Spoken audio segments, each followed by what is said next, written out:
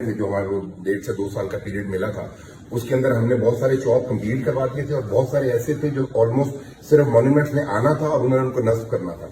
हुआ इस तरह के क्योंकि जो बाद में ये गवर्नमेंट इनकी बनी, इन्होंने किसी भी बंदे से लाहौर में रब्ता नहीं किया। तो वो जो जगहें आपको खाली नजर आ रही हैं जिनको आप समझ रहे हैं टूटे हैं, वो टूटे हुए नहीं थे, हमने बाकायदा बेस बना दी थी।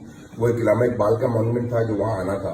अब क्योंकि किसी ने उनसे रब्ता नहीं किया, 70% पेमेंट गई हुई थी, 30% की पेमेंट होनी थी। ना किसी ने ठेकेदारों को कहा, ना किसी ने उनसे रब्ता किया। उसकी वजह से वो पैसे उल्टा ठेकेदारों के फंस गए। और जो मॉन्यूमेंट लगे हुए हैं उनकी ये कंडीशन है कि हम अगर वीकली धुलवाते भी हैं, जिसका दिल करता है कोई मिलाद का ऊपर फ्लेक्स लगा देता है, आके कोई वो जो पोस्टर्स होते हैं वो लगा देते हैं, कोई अपने वकला के इलेक्शन का लगा देता है। तो अपने चौकों को तो खूबसूरत आपने खुद रखना है। इनको बनाने का मकसद ये नहीं है कि इनको ऊपर आप अपनी तस्वीरें या अपने फंक्शन की डिटेल देखें। तो ये होता है कि कोई बाहर से आए उसको नजर आए कि इस शहर में खूबसूरती है। तो ये अब आवाम को भी देखना है कि ये सिर्फ हमारे करने का काम नहीं। मैं तो सफाई करवा दूंगा, हफ्ते बाद करवा दूंगा, हफ्ते में 2 दफा करवा दूंगा, लेकिन इन मॉन्यूमेंट का ख्याल जो है वो आवाम की भी उतनी जिम्मेदारी है जितनी बल्दिया जंग की है।